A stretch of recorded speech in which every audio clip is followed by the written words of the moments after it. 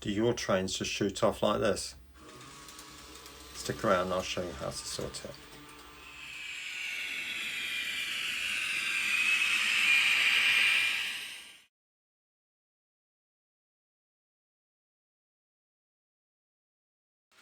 Good morning everyone and welcome back to Piccadilly.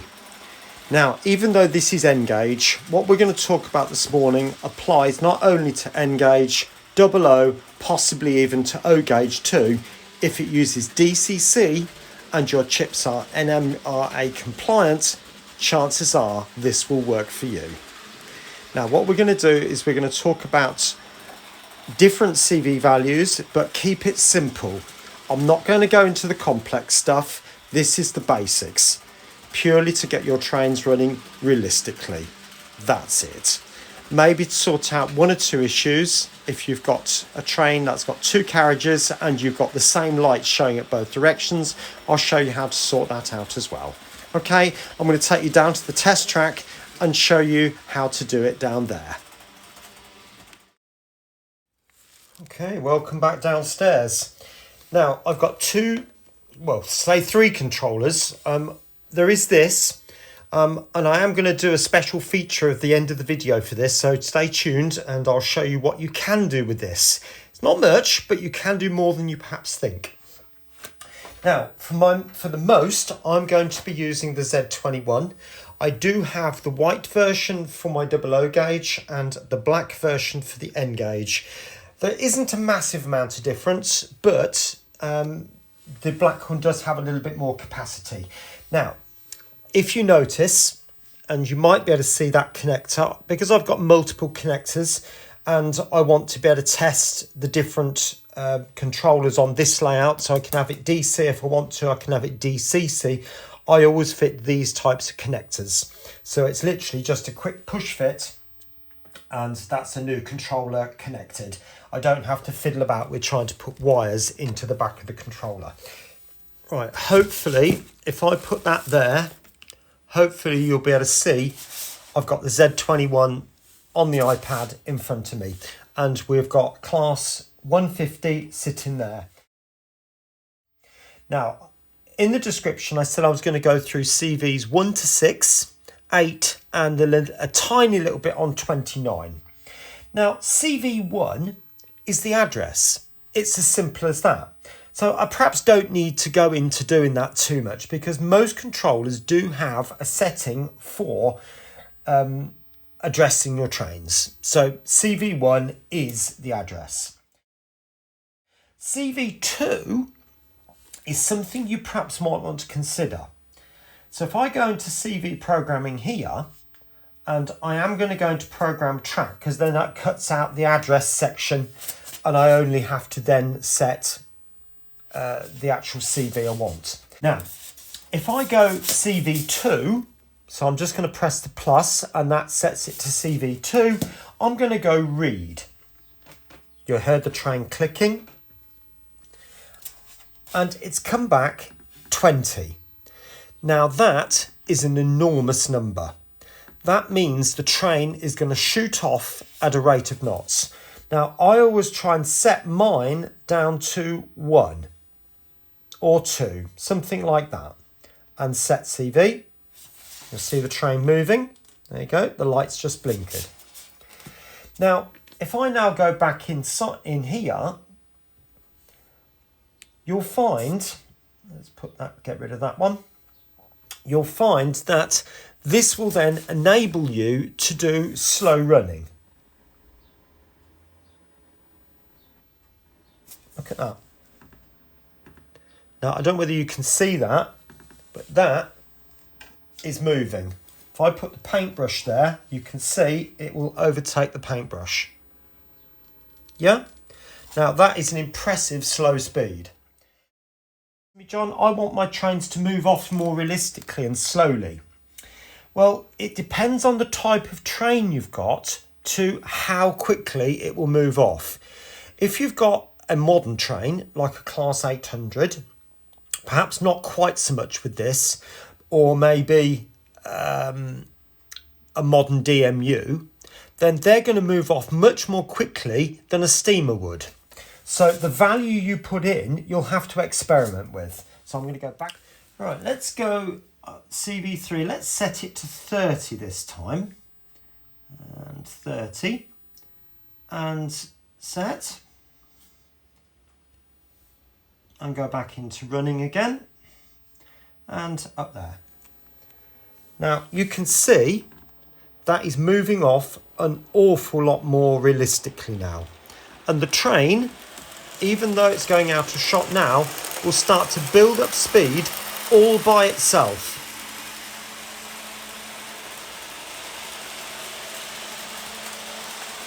Okay, and stop that, hit the stop button. So, but that might be a little bit too fast for you. Say, for example, you've got a steam locomotive. I'd be thinking about putting that to something like 60 or 70. It depends on how fast you want it to pull off. It's entirely up to you. So again, I'm going to go back into this. And I'm now going to, actually I'll put in 3, just there, and CV, let's go 60 on this occasion. So CV3, and I'm going to set it to 60 and set value. There you go, the train just clicked. Now watch what happens now.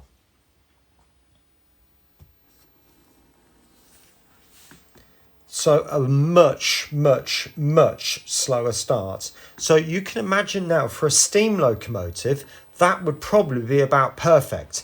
Or if you've got a heavy freight train, something like that.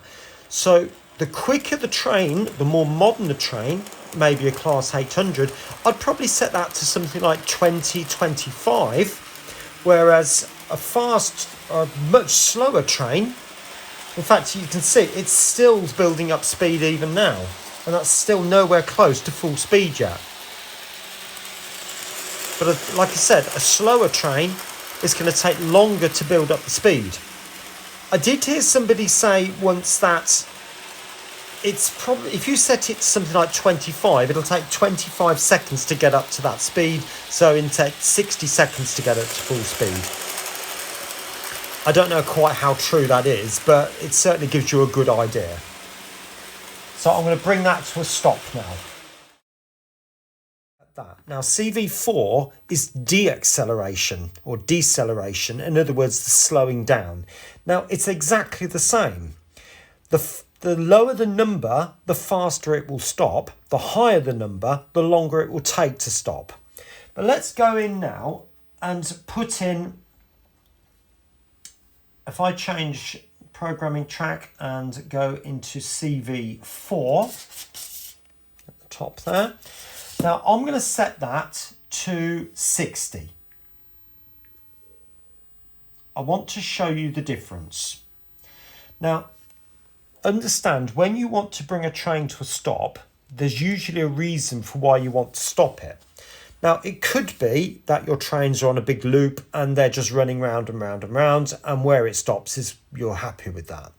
But if you've got a station or you need to stop your train in a particular point, the higher the number, the much more difficult it is to stop the train. I'll show you. So I'm going to get it up to full speed. Now remember, it's still set to 60. A loop. So you can see we're getting close to full speed.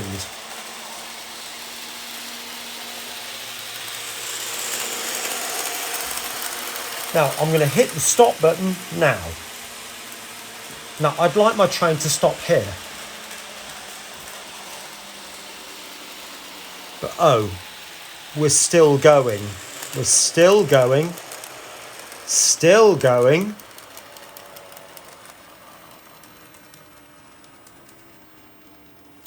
Over there. And it's only just coming to a stop now. If you're happy with that, that's absolutely fine. But I'm certainly not happy with that because I wanted the train to stop here. So I normally set my deceleration on all trains. Actually, if I go into programming, it'll help, wouldn't it? I set all my programming, deceleration to 15. That then gives me some element of realistic slowing, but then it gives me that point where I can just hit stop and the train will just stop where I want it to. Right, I'm going to set that going there now.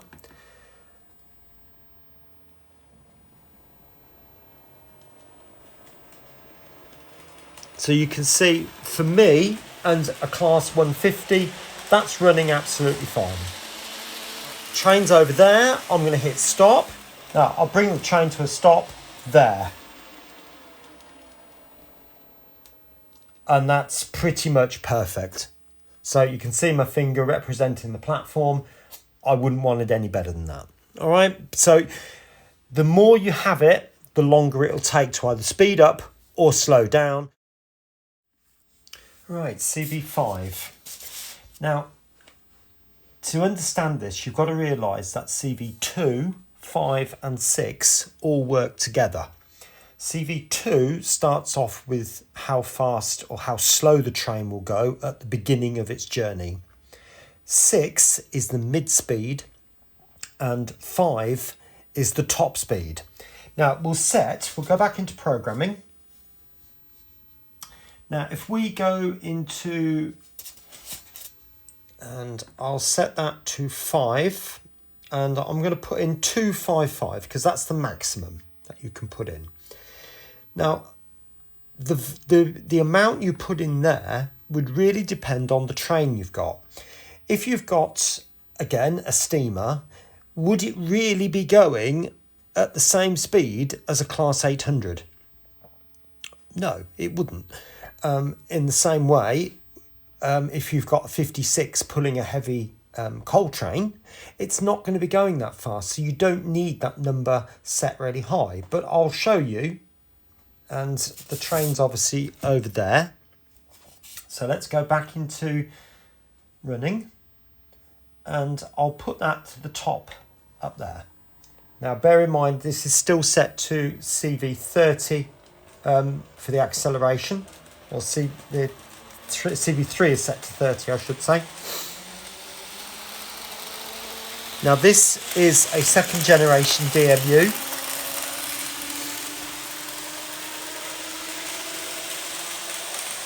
And you can see the speed, it's still building.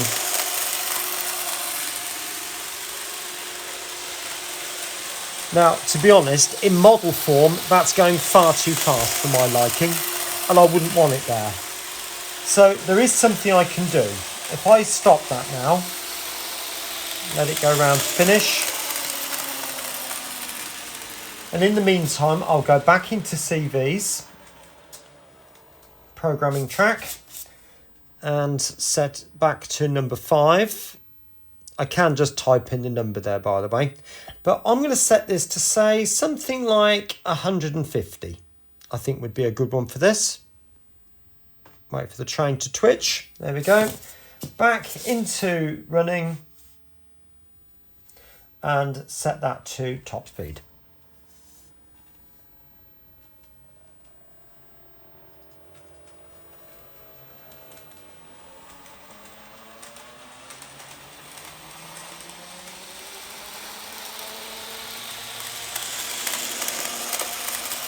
And that's pretty much it. That is a much more acceptable speed for the maximum speed of a DMU.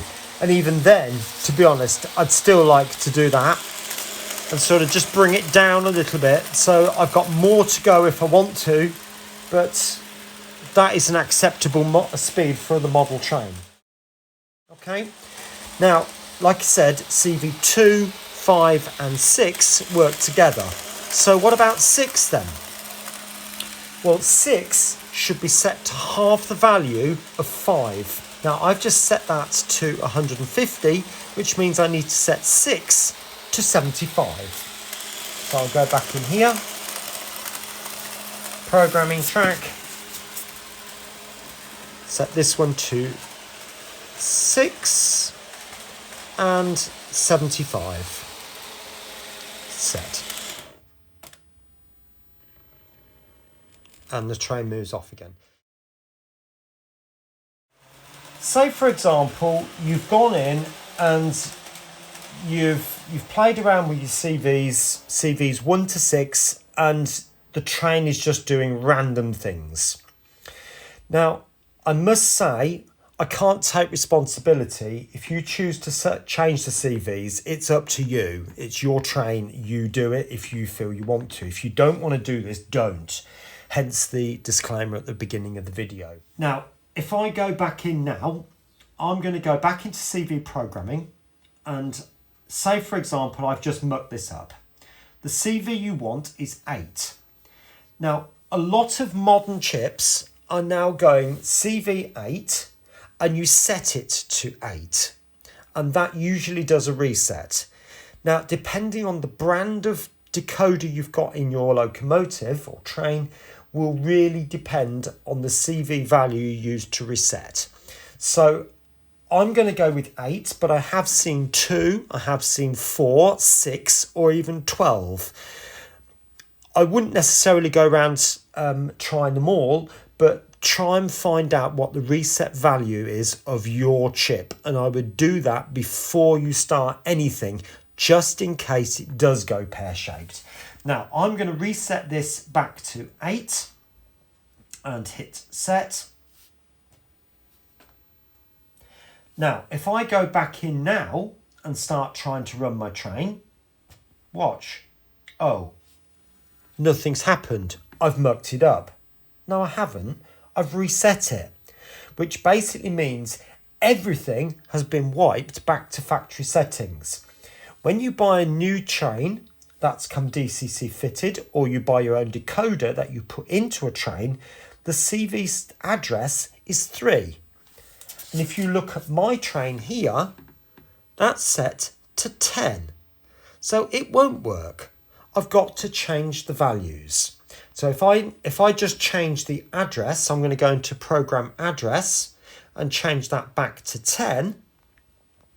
Now do bear in mind, everything we've done has been reset. So it won't have that beautiful acceleration that we've just put in because it's been reset. Now I'm going to get it going and I want to show you something else. So look, there we go. You can see. But the eagle-eyed amongst you might have noticed something. Look at the lights. Red there and red here. How many times has that happened to you? You've reset the chip and then you've got the same coloured lights at both ends of the train. Now, this end is going, this is the dummy car and this is the motor car. Now, if you take off the dummy car and then we're going to change the value of CV29. Now, this is CV29 it's a brilliant CV, but what I would say to you is don't go and meddle. If you do, you could muck up the whole decoder, and the whole decoder will then have to be completely reset. There is a possibility if you put in the wrong value or you're not listening to what I'm saying, forgive me, remember I am a teacher, you might find your train won't respond at all. So just listen carefully. I say that with the greatest of respect. Please understand where I'm coming from. I teach children. Now, I am going to put in CV29. Oops, if I can press the buttons properly. Oh, I'll just add one there. So CV29. Now I'm going to read that value. Now this value has come up with 14. Now that's an even number. So to change the orientation or the direction of the train, I'm going to add 1. Now, just in case you've forgotten how to do year 1 maths, 14 add 1 is 15. I know, I am very clever at maths. So I've now changed it to 15, set CV. There you go, it clicked. If it's an odd number that comes up, take 1 off. So if it's an even number with CV29, add 1 to change the direction. If it's an odd number, take it off. Please, please, please do not meddle with CV29 other than this, unless you know what you're doing, because it can muck up decoder. Now, that has got white lights at the end now. Excuse me. There you go, white lights. All right, put this one back on now. You'll see that's got red lights back at the other end. So if I now go back into running and switch the direction, you'll see the white lights have come on at this end. I switch the direction back and it goes the other way. So if I run that now, bearing in mind I haven't reset the values, so it's still, I've done that on the controller, but the speed you can see there's white lights at the far end. Just to recap this very, very quickly, CV1 is the address, CV2 is the start voltage. Again, remember, the lower the number, the slower the train will go or start off. CV3 is acceleration. The higher the number, the slower it will go. So if you set it to 1, it will shoot up like a bullet out of a gun. Set it to 70, it will creep off and take up to, some people say 70 seconds to get up to full speed. CV4 is deceleration, and the higher the number, the slower the train will take to stop, and it's more uncontrollable. So I normally set mine to 15, which then allows me to stop a train in the station if I want it to, where I want to stop it. CV5 is top voltage or maximum speed up to 255. So fast modern trains set to 255, steamers and DMUs, heavy freight trains, perhaps set them to a lower value, perhaps 150, maybe even a bit lower. Try it out, experiment with that, that's not a problem. CV6 needs to be set to half the value of CV5.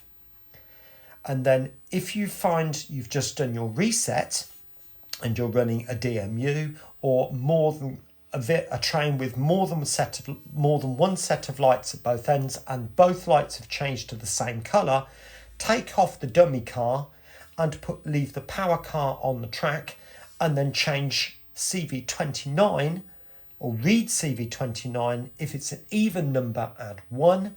If it's an odd number, take 1 off. I'm hoping that makes sense. Right, okay, now you can see I've got the Hornby select. Now you might say to me, John, you can't do anything with this. And I agree to some of that. It is very limited, but for a starter DCC controller, it's fine. It is a bit cumbersome, but it does the job. But you might say to me, you can only change the address on a Hornby select. You can't do anything else. I'm sorry, but you're wrong. You can change the acceleration and the deceleration. Now watch. I'm going to press this. Well, in fact, let me show you. So you can see I've just set the train off. I just want to show you this so you know I'm not fudging this. Train's coming back.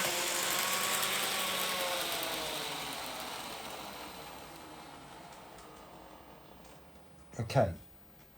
Now do remember I have just reset the acceleration, but we did set it just a few seconds ago. So if you hold down this button and that button, you get AC come up. Now, if I then type in 30, which is what I'm after, press select. Right. I'll change the direction so the train's coming this way. Watch. Actually, if I put that down there, the mark's right round here now, the white mark. Look. The train moves off a lot more slowly. Okay? I'll bring it back. Moving the control round.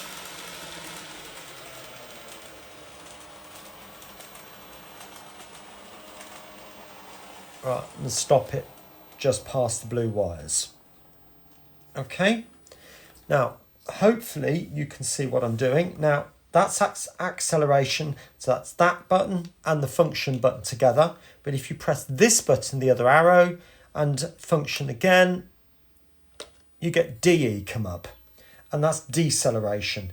Now I like my trains to stop at 15, like I've said. So select, red lights flashing, and it's done.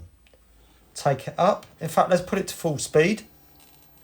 So I've taken the controller right round here. You can see it's slowing down or speeding up very gently.